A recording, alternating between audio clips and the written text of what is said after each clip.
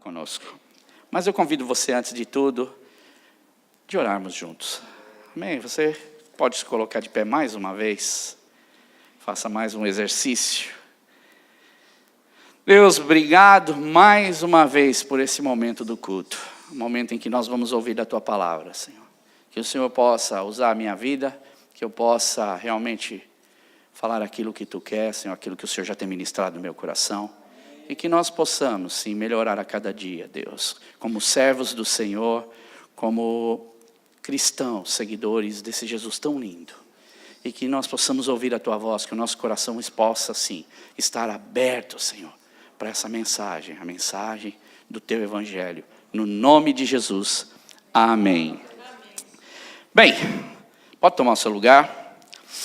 Nós tivemos aí algumas semanas corridas, né? Que foram semanas bem corridas. Eu confesso que essa semana eu pensava que eu ia dar uma descansada. Que eu falei, essa semana é legal, eu vou parar. Mas aconteceu tanta coisa essa semana que a gente acorda com um planejamento durante o dia. Quando eu vi, eu já estava fazendo uma coisa completamente diferente, na correria, atendendo um, atendendo o outro, e meus dias foram bem corridos. O Marcos viajou também, não é? Muita gente já veio falar, que saudade do Marcão. Mas o Marcos está no Brasil, curtindo um pouquinho as férias. Mas o Marcos, de vez em quando, ele me deixa que...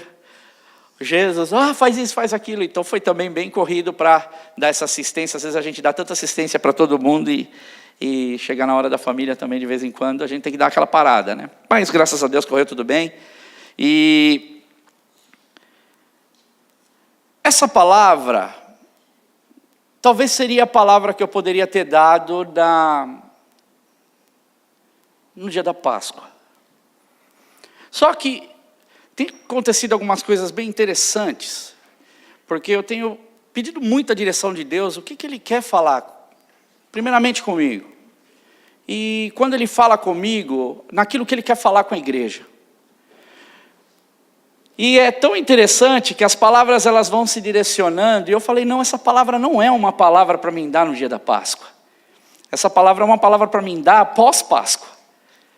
Porque geralmente quando chega após Páscoa, a gente já começa a entrar naqueles capítulos de que Jesus ele se apresenta aos seus discípulos. Isso a gente sempre tem, isso é muito bom nós fazermos. Mas Deus foi me colocando algumas coisas diferentes. E é isso que eu quero compartilhar hoje com vocês, que tem tudo a ver com esse tema da redenção de Cristo, com esse tema da ressurreição, com esse tema da crucificação de Jesus.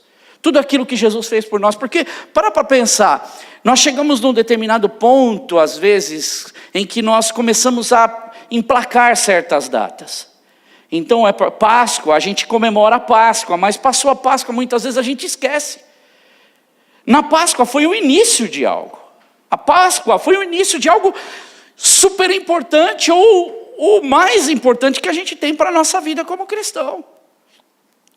É onde a nossa redenção ela é fincada, onde a nossa redenção ela é realmente, ela acontece, ela explode, algo novo aconteceu. E aqui nós vamos começar a ver que o Espírito Santo de Deus já está começando a vir sobre a vida dos discípulos, vai começar a vir sobre a vida da igreja de Cristo. Uma história linda desse amor de Jesus começa a acontecer a partir desse momento da ressurreição de Jesus. E parece que, Jesus ressuscitou, acabou tudo aquilo, já lembramos dele que ele morreu, que falamos semana passada que os discípulos, o sábado na vida daqueles discípulos, tudo a ver com o que a gente fez na questão da Páscoa, celebrando esse momento tão lindo, e trouxemos as histórias dos discípulos, o dia ruim que foi na vida deles, antes do domingo, entre a sexta e o domingo. Mas esse tema da redenção, para muitos cristãos, nesse dia é algo que a gente fala, é o domingo da Páscoa, feliz Páscoa, Deus abençoe, ressurreição de Jesus. Segunda-feira, a gente já volta tudo ao nosso normal. Parece que a ressurreição não aconteceu. As notícias não falam mais nada a respeito disso. Muitos cristãos não vivem a ressurreição de Jesus. E eu confesso que entristece o meu coração, porque para mim mesmo, muitas vezes eu já tomei essa mesma atitude. Eu tenho pedido a Deus a atenção do Senhor para esses detalhes que fazem toda a diferença na nossa vida como cristãos. Porque a igreja ela virou um quadradinho onde parece que nós temos que seguir, sabe? Não, a Bíblia ela ensina que aqui para a vida daqueles discípulos algo extraordinário e novo, que eles não tinham a imaginação do que ia acontecer. E para nós, o que eu falei, é muito fácil você ler história, você ter Atos, você ter os evangelhos, mas lembre-se que depois da ressurreição de Jesus não tinha nada disso. Não tinha evangelho, não tinha Atos, e começa a vir o quê? As cartas. Só que muitos dos cristãos, eles vivem exatamente isso, eles vivem como se Jesus estivesse morto ainda. Eu não sei se você conhece Catarina von Bora. Ela não é para ir embora, não. É Catarina von Bora o nome dela. Foi uma das figuras femininas mais importantes da Reforma Protestante do século XVI. Você sabe quem que é? Ou pelo menos você sabe de onde ela veio. Não que ela tenha praticado qualquer grande ato heróico, ou se envolvido pessoalmente em grandes controvérsias, ou tenha sido martirizada em virtude da sua fé. Todos aqueles discípulos, com exceção de Judas, foram martirizados. E João, que foi também, de certo modo, martirizado também, acabou não morrendo. Morreu de velhice. Assim a história diz. E certa vez alguém disse sobre essa Catarina von Bora o seguinte, escreveu um artigo sobre ela. Ela não escreveu nenhum livro, nem jamais pregou um único sermão, mas seu inestimável auxílio possibilitou que seu marido, ó, a dica aí já, fizesse tudo isso como poucos na história da igreja. Tudo que ele fez. Nós estamos falando da senhora Lutero. Então ela foi esposa de Martinho Lutero. Seu marido, ele encorajava a sua mulher, ele encorajava a Catarina a estudos bíblicos, a fazer devocionais, sempre sugeria para ela algumas passagens para que ela decorasse, para que ela memorizasse. E Martinho Lutero, para quem não sabe, ele passou por muitos momentos difíceis da vida dele. Ele teve sérios problemas na questão de depressão. Por quê? Viver a vida que ele vivia, viver o momento que ele vivia, depois da pressão que vinha sobre a vida dele, ele se retirava para os quartos, ele teve quadros complicados, como Pedro muitas vezes, aquela luta interior com Deus. Deus, será que eu estou fazendo a coisa certa? Será que é mesmo para mim fazer isso? E Martinho Lutero, ele tinha a esposa dele que sempre o ajudava para fazer muitas coisas.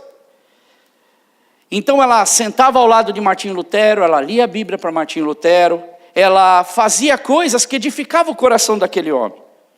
E conta-se que um dia Martinho Lutero, em uma das suas indagações com Deus, ele se retirava e ficava no seu quarto, ou descia lá para tomar seu café sozinho, e quando ele chegava na sua casa, que ele ficava lá com a sua esposa, um dia a sua esposa ela desce, e ela vai até onde ele estava, e chega perto dele toda vestida de preto. E quando ela chega, ele olha para ela assim, ele diz assim, por que você está vestida desse jeito? Aí ela diz, eu estou de luto. Mas por que alguém morreu ou aconteceu alguma coisa? Ela disse, sim, ao que parece alguém morreu. E quem morreu então? Deus morreu. Como Deus morreu? Você sabe muito bem que Deus não morreu, por que você está vestida assim de preto? Aí ela olha para o seu marido e diz, sabe Martinho, você está vivendo a sua vida como se Deus tivesse morrido. Você vive desse jeito, como se parece que Deus nunca falou com você, nunca dirigiu a sua vida e nunca fez algo para você. As suas atitudes agora, nesse momento, são como alguém que Deus morreu. E o interessante é que Catarina, o que ela quis dizer, ela não queria alegar que Deus estava morto, mas ela usa desse pretexto para chegar até seu marido e mostrar para ele que Deus estava vivo, mas mostrando que Deus estava morto. Ela se veste de preto, chega até ele e diz, Deus morreu. E na vida de muitos cristãos, talvez algumas Catarinas precisam aparecer na vida dele para dizer exatamente isso. Ter aquele choque. Eu vou dar um exemplo clássico, vamos trazer para os dias de hoje. Quando eu vim de Portugal para cá, em 2012, eu tive que largar mais uma vez minha família, porque meu filho estava estudando, minha filha estava estudando, minha esposa estava em Portugal e eu vim para cá. Quando eu cheguei aqui, eu falei assim, agora eu estou longe da minha família. Eu tive que começar a trabalhar, trabalhei muito, horas e horas. E o que me dava força para fazer esse trabalho era exatamente a falta que a minha família fazia e que eu queria trazê-los para perto de mim. Presta atenção. Eu trabalhava duro, eu fazia muitas coisas, por quê? Qual era o meu objetivo? Era ter a minha família perto de mim. Porque eu não tinha a minha esposa, porque eu não tinha os meus filhos, a minha cabeça era assim, o dia que ele chegar, eu vou passear, o dia que ele chegar, eu vou sair, o dia que eu chegar, eu vou dar flores para minha esposa, o dia que eles chegarem, eu vou fazer isso, eu vou fazer aquilo, eu vou fazer muitas coisas. O dia chegou. Lógico, fizemos muitas coisas e eu valorizo cada minuto e cada momento que eu tenho para com ela. Mas os momentos que eu não a tinha aqui, aquele momento foi crucial para mim tomar uma atitude na minha vida, está entendendo? Falar assim, não, faz falta eu estar sem ela. Só que muitas das vezes a sua esposa chega, o seu marido chega, a vida acontece aqui e como que aconteceu comigo? Eu acabo não dando esse valor como eu deveria dar. E o interessante aqui é que nas primeiras cartas do Novo Testamento, lembre-se que se olhar para o pano de fundo dessa história bíblica, eles não tinham nada que se agarrar do que a gente tem hoje. Parceiros da Bíblia, nós estamos terminando o livro de Atos, vamos encerrar a primeira fase, limos os primeiros 5 livros do Novo Testamento ali. Eles não tinham nada disso. Nós estamos falando de igrejas que o que eles receberam foi esse evangelho desses primeiros apóstolos, desses primeiros discípulos. Essa é a história de uma igreja que está começando, com todas as suas deficiências e as suas debilidades. Uma dessas primeiras cartas, ela não é a primeira provavelmente é Tiago, mas uma dessas primeiras cartas é a carta de 1 Coríntios. E é sobre essa carta que eu queria refletir hoje um pouco. E eu queria na semana que vem refletir mais um pouco para finalizarmos essa carta, porque nós vamos entrar agora num período do quê? De Pentecostes, que é o quê? É a descida do Espírito Santo, é o quê? É a atuação do Espírito Santo na igreja. Mas o que é que Deus está querendo fazer a gente entender com tudo isso? Aonde é que Deus está querendo nos levar e nos dar consciência para que nós possamos realmente entender isso na sua profundidade, olhando com os olhos daquele povo que não tinha tudo isso que a gente tem. E a gente tem tudo isso e às vezes não aproveita essa oportunidade. Nós temos a Bíblia na nossa mão, nós temos os evangelhos na nossa mão, nós temos as cartas na nossa mão e nós não damos às vezes a oportunidade para que nós possamos ser abençoados por esta riqueza que é a palavra de Deus. E hoje eu gostaria então de usar a passagem que está em 1 Coríntios 15, versículos 14 ao 22. E olha como Paulo, o que Paulo ele utiliza. Veja só. Alguns dizem que ele estava colocando isso porque os saduceus, eles não acreditavam na ressurreição. Outros diziam porque os essênios tinham uma doutrina completamente diferente, não acreditavam, que são povos da época. Mas o que muitos dizem que eram epicuristas ou estoicos, que eram filósofos gregos, que estavam dizendo que a matéria do corpo é má e eles tinham uma mentalidade que o espírito é melhor estar no espírito. Então eles começaram a difundir isso no meio da igreja de Corinto. Então essa carta que ele dá, e é linda a carta de Corinto. 1 Coríntios é linda, 2 Coríntios é linda, fácil de ler, uma carta muito fácil de ler, mas é gostoso porque você vai vendo a história se desenrolar na vida desses homens e na vida dessas mulheres. E ambas essas escolas filosóficas, elas zombavam dessa questão. Lembre-se, eles não tinham tudo isso que a gente tem para debater. Quem eles tinham eram os discípulos, esses apóstolos que estavam levando o evangelho, essas pessoas que se convertiam, iam passando um para o outro. Eles não tinham teólogos para ficar fazendo o trabalho de teologia com eles. Eles tinham esses homens que pregavam o evangelho. E nós vamos ver até o final qual é o sistema, o que eles fizeram para que a gente possa extrair a melhor lição dessa carta. E aqui o que Paulo ele faz é exatamente o que Catarina fez com Martinho Lutero. Paulo ele vai arrancar um pouquinho o gosto da ressurreição da mão deles e vai dizer assim: o que seria da nossa história se Cristo não tivesse ressuscitado dos mortos? E nos levar um pouquinho, ou levar aquele povo a pensar: tá bom, vocês não acreditam na ressurreição. O que seria da nossa vida, ou da nossa palavra, ou da nossa fé, ou de tudo que a gente tem, se Jesus Cristo não tivesse ressuscitado dos mortos? Essa é a reflexão, para chamar a nossa atenção, para que a gente possa viver uma vida completa, uma vida na totalidade em Jesus. Porque o ser humano ele só dá mais valor quando ele perde. A pessoa está do lado dele o tempo inteiro. A pessoa que ele tanto ama, tá? E quando perde, meu Deus, quantas histórias a gente já ouviu assim. E ele mostra então, para que nós possamos refletir o quanto algo é precioso na nossa vida. Mas se nós perdemos, será que nós notaremos isso? Então abra aí tua Bíblia, você já deve ter aberto.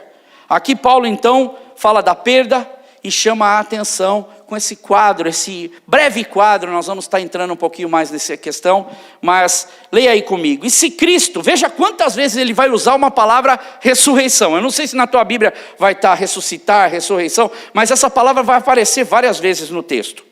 E se Cristo não ressuscitou, é inútil a nossa pregação, como também é inútil a fé que vocês têm. Mas, que isso?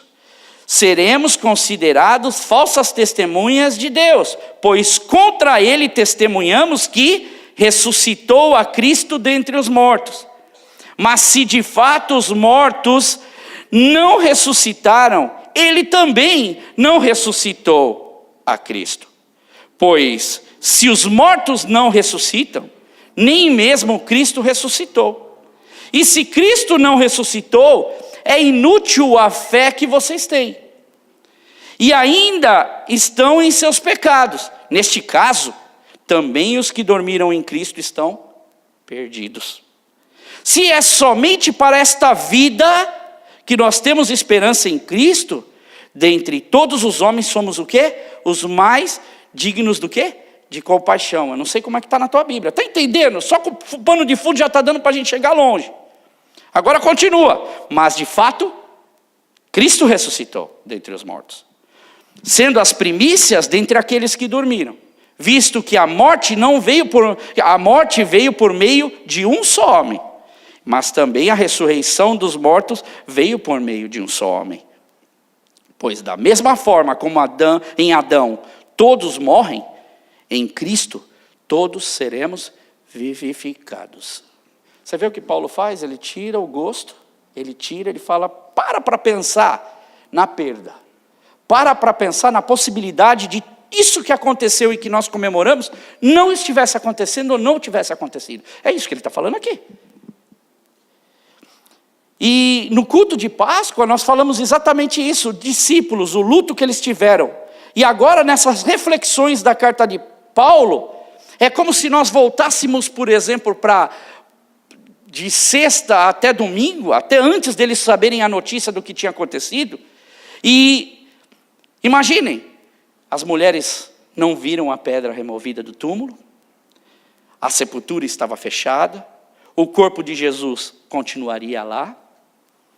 Se aquelas mulheres não tivessem visto nada de diferente, elas continuariam o quê? Com a lembrança da face do quê? De Jesus desfalecida naquela cruz, porque elas estavam ali no perímetro da cruz, contemplando e vendo tudo aquilo que estava acontecendo. As mulheres foram as últimas a deixarem o cenário da cruz, foram até ver aonde Jesus Cristo foi colocado. Isso está em Lucas, no capítulo, se eu não me engano, é 23, final do capítulo 23. E elas são as primeiras que vão, foi o que nós falamos semana passada, até o túmulo de Jesus. O que acontece é que nada disso teria acontecido. Jesus Cristo continuaria morto, seu corpo ainda estaria lá, os guardas continuariam a vigiar o túmulo, e se Jesus não tivesse ressuscitado, estivesse morto, estaria o quê? Em decomposição e seu corpo? Essa nossa história, o que a gente está aqui fazendo hoje, e é muito mais profundo que isso, porque nós vamos ver ao decorrer da palavra, o quão profundo é essa mensagem da redenção de Cristo. Se Jesus não tivesse ressuscitado, a maior das nossas vitórias, que seria a vitória contra a morte, ela continuaria existindo. Nós viveríamos a nossa vida. Gente, é poderosa a mensagem de Deus, porque ela é uma mensagem de vida. Jesus pisa sobre a cabeça da morte naquele dia e nos dá a vida. E aqui Paulo mostra nesse texto 5 razões que, se Cristo não tivesse saído daquele túmulo, esse projeto de redenção para a nossa vida não existiria. Nós aqui nem precisaríamos estar falando de qualquer outra coisa se Jesus não tivesse morrido por nós e não tivesse ressuscitado por nós na cruz do Calvário. Primeiro, se Cristo então não ressuscitou, a nossa pregação é uma tolice. A palavra é o seguinte: tolice, sem valor, nulo, total. O grego ele vai assim, é totalmente zero. Você não colhe absolutamente nada disso. A primeira parte do versículo é: e se Cristo não ressuscitou, é inútil a nossa pregação. A palavra inútil aqui quer dizer não tem valor nenhum e não há lucro em nada daquilo que nós falamos como pregação de Jesus. O meu ensino, o ensino da palavra, o ensino que eu aprendi, o ensino que você tem aprendido, Jesus Cristo, tudo que Ele fez é completamente vazio, não há fundamento naquilo que nós aprendemos. E se você tirasse todas as passagens do Novo Testamento sobre a ressurreição de Jesus, as nossas pregações seriam apenas coleção de ensinos que não significariam nada de profundo para ninguém. Mas sem essa ressurreição, não há patamar para a mensagem do Evangelho nas nossas vidas. Sem a ressurreição de Jesus, que é o ponto fundamental, são as boas novas para as nossas vidas, nós estaríamos olhando só para a morte de Jesus. E uma pergunta eu faço: quem comemora a morte? Alguém aqui comemora a morte? Eu só vi uma propaganda, acho que faz 2 dias atrás nós começamos a ver um programa na TV, e nesse país eles pegam os mortos, já tem mortos de vários anos que estão nas casas, eu não sei se alguém teve a oportunidade de ver, não sei se foi na BBC, e eles ficam com o morto no quarto do morto, no caixão, e ele está ali, eles põem os produtos para deixar ele conservadinho, né, mas vai murchando, né, com o tempo, e eles ficam com o morto, porque eles dizem que o espírito do morto está onde? Está ali na casa. Então aquela pessoa como se ela estivesse viva. Senta, conversa, vela, fica ali do lado e anos ocupa o cômodo da casa. Não serve mais para o vivo, mas serve para o morto. E essa reportagem me chamou muita atenção, porque existe sim pessoas no dias de hoje que comemoram a morte, que vivem com a morte, que celebram a morte, que falam com quem já está morto. Mas nós celebramos a vitória de Cristo na cruz sobre o quê? Sobre a morte. E isso é ressurreição. Ressurreição é algo crucial para a nossa vida. E às vezes não é dado tanta importância. A gente dá importância na morte de Jesus, mas lembremos que tem um desfecho para tudo isso. Entre a sexta houve o sábado, e o sábado houve o domingo, e o domingo houve a vitória nossa na cruz. A vitória nossa sobre Jesus.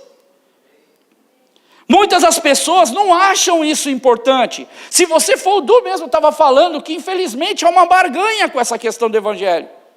Vamos aprofundar um pouquinho mais? Muitas pessoas não dão tanto valor assim para a ressurreição de Cristo. Vamos falar o que Jesus fez. Vamos falar dos milagres de Jesus. Vamos falar tantas coisas boas que Jesus fez. Parábolas lindíssimas. Claro que é importante a gente falar de tudo isso, mas isso é apenas parte da história.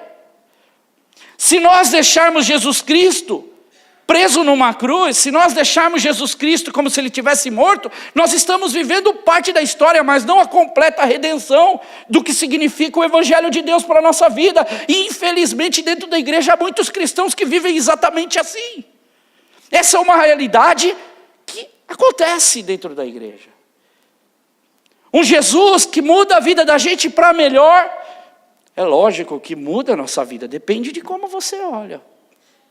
Dependendo de como você olha o que é melhor para a nossa vida, e talvez olhando para a vida daqueles discípulos que morreram, hoje, eu acredito que depois dessa peça, eu consigo entender estes homens que de repente, lá no Oriente Médio, são pegos por esses extremistas, e são colocados assim para a morte, como tem às vezes ao vivo lá. Eu falo assim, eu para mim mesmo, eu falei, se eu estou lá naquela hora, eu levanto, eu vou morrer brigando. Eu levanto, eu não vou morrer quietinho lá não. Essa é a minha mentalidade. Mas quando a gente fala da hora em que Deus está trabalhando com a gente, a hora em que a gente está vivendo realmente ali na pele, o Espírito Santo de Deus trabalhando na nossa vida, a gente ergue a nossa voz e fala realmente quem Jesus era para a nossa vida e o que Ele significa para a nossa vida. Então Deus dá não só autoridade sobre a nossa vida, mas Deus nos dá coragem de nós fazermos coisas que a gente nunca imaginou que poderíamos fazer. Isso é porque nós entendemos a mensagem da ressurreição, vivemos como se Jesus realmente está vivo, ou não estivesse vivo, mas Ele está vivo, eu sinto, eu vejo, Ele é palpável Jesus Cristo vivo na minha vida. E sabe como você pode ver Jesus Cristo na sua vida? São situações difíceis que você passa. Momentos complicados que você passa. É nessas horas que talvez a gente volta, para quem não pegou a historinha de Martinho Lutero, quando ele passava, porque não foi fácil o que ele passou. E nesse momento e a história de Martinho Lutero é interessante, porque diz que quando a esposa dele, nesse conto, diz que quando a esposa dele falou isso para ele já logo se recompôs. Respirou fundo e saiu. Vamos continuar a minha... Quando a gente tem consciência de quem Deus é, aquilo que Ele faz na nossa vida, nós não vamos viver conto de fada ou historinha que foi inventada. Não, nós servimos um Jesus vivo. Vivo, reina. Jesus Cristo está vivo, Ele está atuante. Eu não sei o que é, como tem andado a tua vida, mas Jesus Cristo está vivo. Ele ressuscitou. Não é historinha para a gente contar para o nosso filho. Deve contar, mas não é historinha só para contar, é história para viver. Jesus Cristo está vivo. Amanhã Ele continua vivo. Segunda-feira Ele continua vivo. Na nossa vida Jesus continua vivo. Não viva a sua vida como se Jesus tivesse morto. É interessante porque preparando a palavra, eu fui num versículo que diz que diz tudo posso naquele que me... você vai ouvir isso de cara assim. Tudo posso naquele que me fortalece. Está na boca de muitos cristãos, eu cresci com isso. Tudo posso, caixinha de promessa também tem, né? Tudo posso naquele que me fortalece. Agora, o evangelho que tem sido a base do evangelho, esquece de voltar, por exemplo, 2 versículos antes. Você sabe o que está escrito 2 versículos antes de tudo posso naquele que me fortalece? Nós estudamos a carta aos Filipenses, os 4 capítulos nós fizemos, cada culto um capítulo, que é chamada a carta da alegria. No momento mais difícil da vida de Paulo. Terrível o momento da vida de Paulo. E ele diz o seguinte, você não precisa abrir sua Bíblia, depois você vai lá, Filipenses 4, de 11 a 12, porque esse outro é o 13. Então de 11 a 12 a gente já tem uma noção do que Paulo está querendo dizer. Quando você falar tudo posso naquele que me fortalece, pensa um pouquinho na história antes. Aí você vai falar, realmente eu posso, ou não. Diz o seguinte, Filipenses, não estou dizendo isso porque eu esteja necessitado. Pois eu aprendi a adaptar-me com toda e qualquer circunstância. Sei o que é passar necessidade e sei o que é ter fartura. Aprendi o segredo de viver contente em toda e qualquer situação. Seja bem alimentado, seja com fome, e tendo muito, ou passando por necessidade. Aí vem o versículo qual? Tudo posso naquele que me fortalece. Dá para falar agora, será realmente esse versículo? Eu posso usar esse versículo? Será que eu sei estar contente por tudo que está passando na minha vida, porque o meu Redentor vive? Porque eu confio no meu Deus de verdade? Porque a minha fé não é uma fé de boca, mas é uma fé que realmente ela sai do fundo do meu coração e Jesus Cristo realmente está vivo? Ou eu somente pego e olho para o versículo, aquele versículo que melhor se adapta à minha situação? Não, a Bíblia se adapta melhor à minha situação. A palavra de Deus se adapta melhor à minha situação. Jesus se adapta à minha situação. Ele está disposto a qualquer momento, em todo momento, estar junto comigo. Por isso eu tudo posso, naquele que me fortalece. Porque não devemos focar nesses pontos, como muitos têm feito. Por que a gente não pode focar nesses pontos? Como muitas pessoas têm colocado, depositado sua fé em coisa superficial. Nós podíamos falar, por exemplo, do milagre, poderíamos falar da oração do Pai Nosso, que é lindíssimo. São lições lindas. O sermão da montanha, lindas palavras de Jesus, falar da morte, falar do seu sacrifício, e focar nessas coisas. Mas se eu não focar de que Ele ressuscitou, e que algo diferente aconteceu, a minha fé, ela é uma fé incompleta. Mas porém, se não há outra opção, e eu não considerar, por exemplo, a ressurreição de Cristo, mesmo que você considere todas as outras coisas, relatos, histórias, feitos de Jesus, seja um conhecedor da palavra de Deus, talvez não um praticante.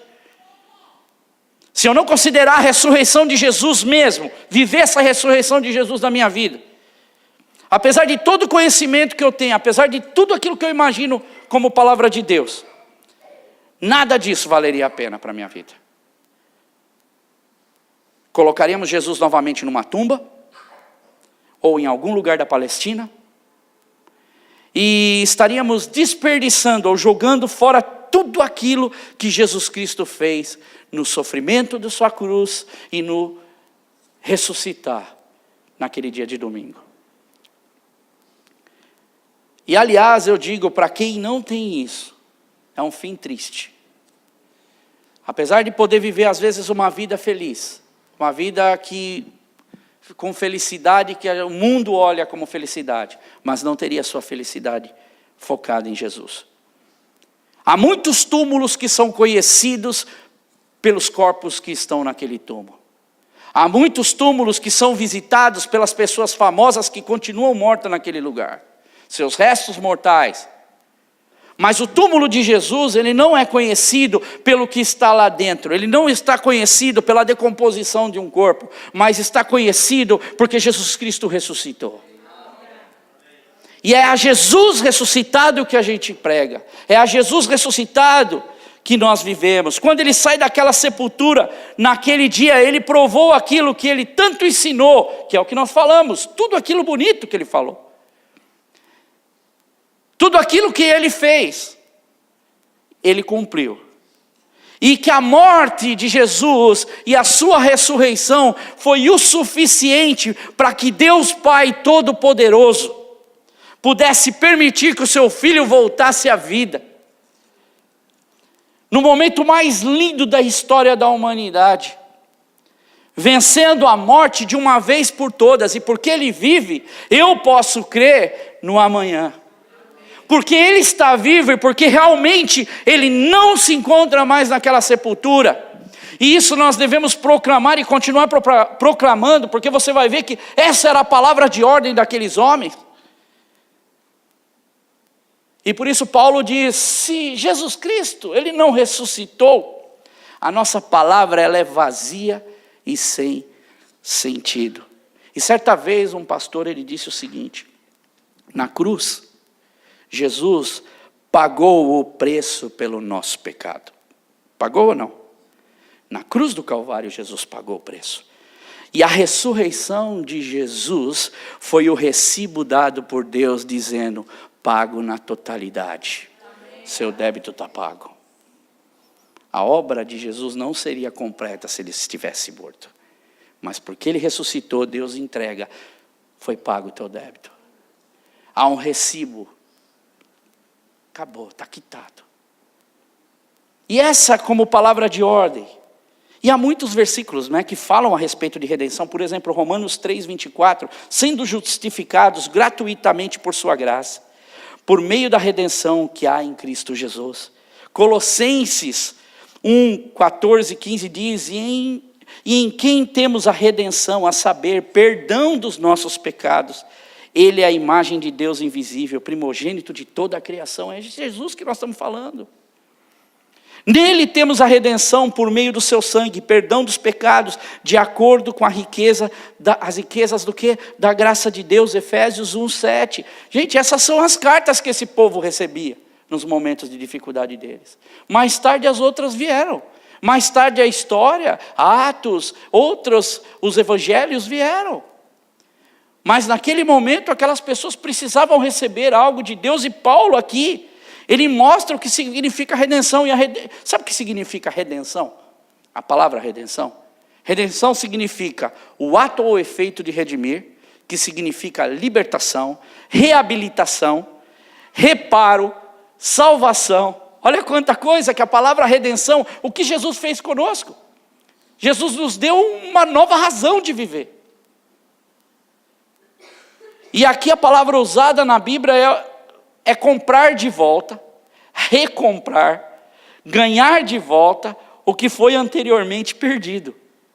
Quando ele fala redenção, todas essas palavras que eu li, pela redenção de Cristo, do Cordeiro que foi morto na cruz, aqui nós fomos comprados novamente. A gente foi comprado. Quando você orar, você não ora para algo vazio, você ora para algo que tem força.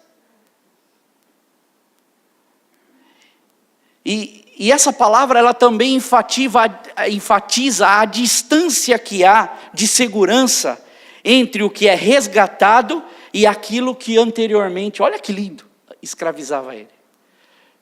A palavra redenção é aquilo que anteriormente te escravizava, ela coloca um espaço gigantesco de separação para que você seja livre.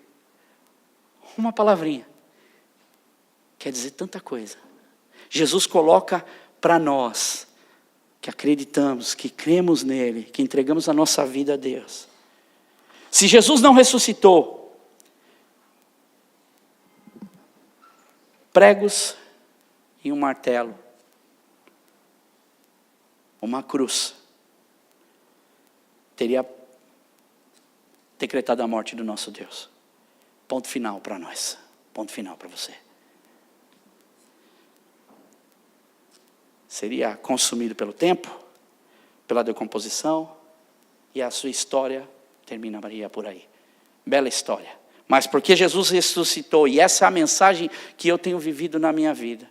Essa é a mensagem que eu venho aqui e tenho orgulho, prazer de pregar. Porque se Jesus não tivesse ressuscitado, não haveria, a minha palavra seria vazia. A palavra que eu estou lendo para vocês hoje é o que Paulo diz. Nossa palavra, nossa pregação seria vazia. O que eu estou fazendo aqui? Perda de tempo. Porque não há fundamento na minha palavra.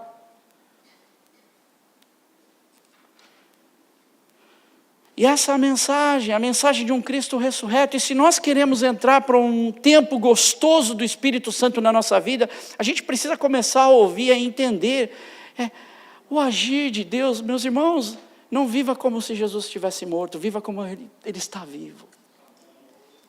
Siga esse evangelho, cante, quando você vir para louvar a Deus, cante esse Jesus vivo. Sirva Jesus vivo, venha para a igreja. Eu tenho culto hoje. Meu Deus. Não, venha. É gostoso nós estarmos juntos celebrando Jesus vivo. Quando eu preparo palavra, eu fico feliz, porque eu sei que essa palavra não é vazia. Ela é vida. Porque o meu Redentor vive. O nosso Redentor vive. Jesus Cristo está vivo. Passou a Páscoa. Ele ressuscitou. É nesse momento que os discípulos começam a ter os momentos mais deslumbrantes da vida deles, porque Jesus está andando. Nesse período, Jesus está fazendo coisas. Nesse período, Jesus está se apresentando para eles. Nesse período, Jesus está dizendo: ei, estou aqui, toca nas minhas marcas. Vê, eu estou vivo. Não é o que eu fiz, Tomézão lá? Eu fui Tomé na peça. Esse momento foi um momento grandioso, e que nós possamos viver esse momento, porque esse momento deu para estes homens a ousadia, Esse momento de ver Jesus deu a certeza para eles: o nosso Redentor está vivo, Deus está vivo. Viva isso no seu trabalho, viva isso na sua vida, se prepare para esse momento.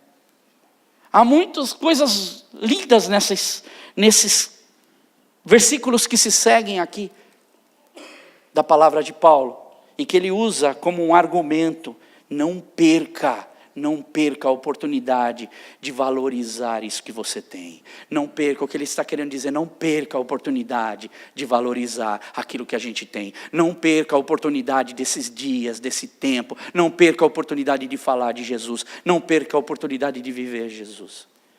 Meus irmãos, essa palavra que hoje eu deixo para vocês. Jesus está vivo, tão viva como se ele estivesse vivo mesmo, porque ele está. Saia desse lugar e celebre na porta, ao teu caminho: obrigado, Jesus, tu está vivo. Obrigado pela minha família, obrigado pelo meu carro, obrigado pela minha casa, obrigado. Mas Jesus, muito mais obrigado porque o Senhor está vivo. Fazendo isso, meus irmãos, economiza muito dor de cabeça para nós. Fazendo isso, sabe o que acontece? Há muita coisa que você não precisa ficar aí se dobrando para ficar pedindo. Porque você vive. A melhor coisa que nós como cristãos temos é uma vivência com Deus. Porque a gente não precisa ficar pedindo. Fazendo jejum, campanha. Viva Jesus. Talvez você já fez tanta campanha na sua vida. Já fez campanha não sei de quantos dias, de 1 milhão de dias. E continua fazendo campanha e ainda não conseguiu o que você quer. Viva Jesus. Sirva Jesus. Serve Jesus. Experimenta essa campanha de viver Jesus vivo. Mas de verdade. Comendo cada palavra. Sentindo Ele bem pertinho. Feche os teus olhos. Deus, obrigado, Senhor. Obrigado pelo que o Senhor vive. Reina. Faz. Trabalha. É conosco. Quando eu clamo, o Senhor está lá. Mesmo que eu não veja. E que o Senhor é tão maravilhoso e age de formas que a gente não consegue entender. Isso é o melhor de tudo, Deus. Porque se a gente entendesse muitas vezes, Senhor, a gente querer dar os nossos jeitinhos na vida. Mas porque o Senhor vive, eu não preciso. Eu posso crer mesmo no amanhã. Eu não tenho temor. Temor não há. Porque o Senhor vive. Deus, nos ensina a viver isso, Deus. Nos mostra, Senhor, pela vida destes homens e mulheres de Deus que nós lemos aqui. A viver isso, Senhor. A viver isso no nosso dia a dia. A viver isso como pais na nossa casa, que é muito importante, Senhor. A viver isso como mães na nossa casa. Como esposas dentro da nossa casa. Como maridos dentro de casa. A viver isso como filhos na casa. A viver como servos de Deus e vir para a tua casa, Deus. Pai, um dia de trabalho não me tira de ir trabalhar, porque o meu patrão vai ficar na minha cabeça falando. Mas Deus, porque eu estou cansado, eu não vou hoje, Senhor. Não, Senhor, eu vivo, Senhor. É bom eu estar na tua presença, Senhor. É bom eu servir ao Senhor e dizer: Deus, eu estou aqui, Deus. Porque eu sei que o Senhor vive. Essa é a palavra de ordem, Jesus está vivo. Essa é a palavra de ordem do cristão, ele ressuscitou, ele morreu, mas ressuscitou. E que a gente possa viver isso, Deus, em tudo que a gente faz. O nosso passado, se nós entregamos a nossa vida a Ti, Deus, se nós confiamos na Sua palavra, se nós pedimos perdão dos nossos pecados, esse recibo já está carimbado pelas mãos de Deus. É como aquele pastor realmente disse: o preço foi pago por Jesus, mas o recibo foi dado por Deus. Está pago, porque Deus vive. No nome de Jesus eu te agradeço. Amém, Senhor. Amém. Amém. Portanto, não viva como se algo não tivesse sido pago. Não, foi pago. Jesus pagou na cruz. E Deus aceitou esse sacrifício. E nós somos livres. Amém? Bem, eu queria, se possível...